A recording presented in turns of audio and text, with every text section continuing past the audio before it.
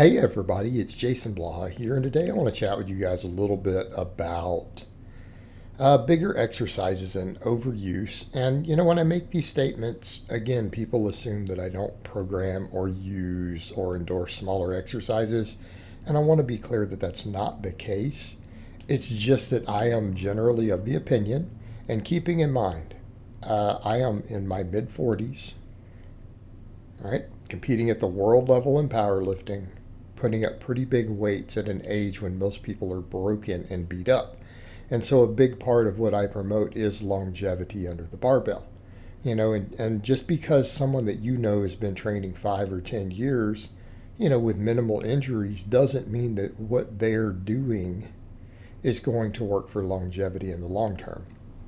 Okay. And I am of the opinion, both in terms of biomechanics as well as my own observations over the decade as a lifter and athlete and as a coach, that bigger movements, and this isn't always the case, bigger movements have a tendency to cause less overuse. Okay? They have a tendency to cause less overuse. And in other words, very large amounts of your smaller exercises are the ones that tend to contribute to injuries in most. Because when we look at the data that's out there, what's the number one cause of injuries in the weight room? Is it bad form? Is it going too heavy? Well, to a small extent. But overuse, it really is an overuse issue. And overuse is not quite the same as overtraining, is it? Overtraining can be, more of individual muscles. It can be systematic, right? Overtraining is essentially, if you want to talk overtraining syndrome, you get to a point where you can just no longer recover from training and you start to regress, right? You stagnate or regress. Usually true overtraining, we start to actually move backwards. We start losing strength and then we start losing muscle.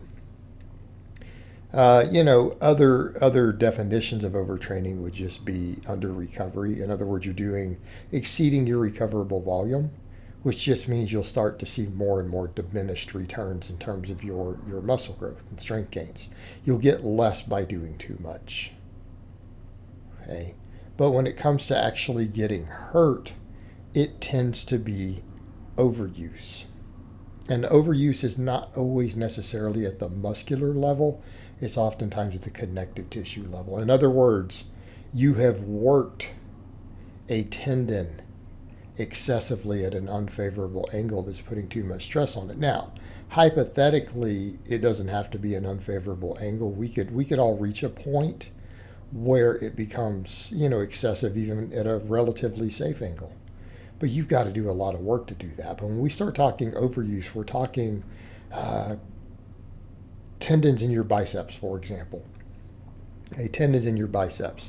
There's a point to where everything we do, is adaptative stress. But there's also a point to where that stress gets too high and then we're chronically inflamed. And so, example, if we look at the bicep tendons, right, you see me doing chins there. A lot of coaches find that high rep chin-ups can actually reduce tendinitis in the bicep tendon if we find the right angle, the right grip. We're not taking them to failure. Conversely, think about an unnatural position like a preacher curl. How often do you see people have torn biceps on the preacher curl? I'd venture to say it happens more often than on a deadlift. But we can come over to the deadlift and say, is what's causing it? Is it a combination of overuse, bad techniques? Usually a combination. But bad technique, because again, you're just putting too much load on a tendon in a way that it can't handle because, you don't have your elbows locked. All right, you're getting loose on the deadlift, bending the elbows and then jerking. Well, yeah, that's different. But when we're talking purely under load, it's not even heavy weights, preacher curls tear biceps all the time. But it doesn't always happen in a vacuum, does it? It happens with repetitive overuse. How about a concentration curl? Same thing. You start to see those tendons get inflamed. How about tricep extensions? Do people get elbow tendinitis and inflammation to the same degree if they do a full range of motion extension? Right? If you're laying down And instead of a skull crusher, you do what some people call the rip toe or the Texas skull crusher, or just a laying tricep extension, where you bring the bar or dumbbells way behind your head. You get that stretch. The bigger movement relieves a lot of the stress on the tendon, but if you lower it just to your forehead like on a skull crusher, the tendons get inflamed easier. Also, people who get tendon inflammation from those smaller movements, they feel it on the big exercises. The big exercises aren't what's causing it, but you start to feel it more on them, the inflammation that you've created. But where'd the inflammation come from? It came from doing the smaller movement. And the second you take a tricep extension like that, you turn a skull crusher into the longer range of motion that uses two joints, making it a bigger exercise. It's no longer a single joint, it's now a multi-joint movement. It relieves inflammation.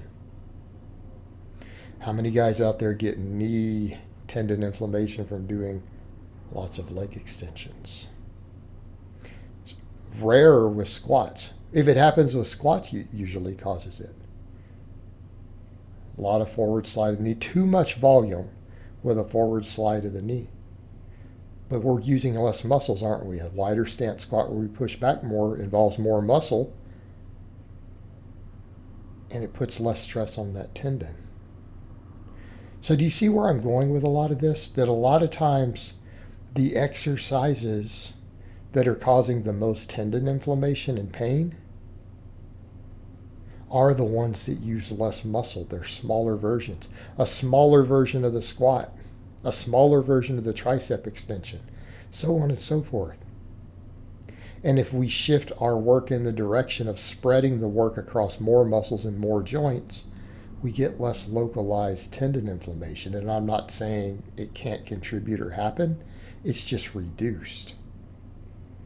So in other words, the bigger the movement, the lower the propensity for localized overuse. Because that tendinitis and inflammation adds up. If you chronically inflame a tendon all the time and you don't get it recovered, what eventually happens? It gets weakened. Okay, it becomes weaker.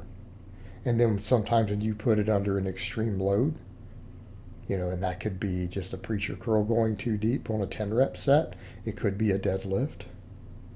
Be any number of movements, our risk of injury goes up. And it's due to that chronic inflammation of the connective tissue.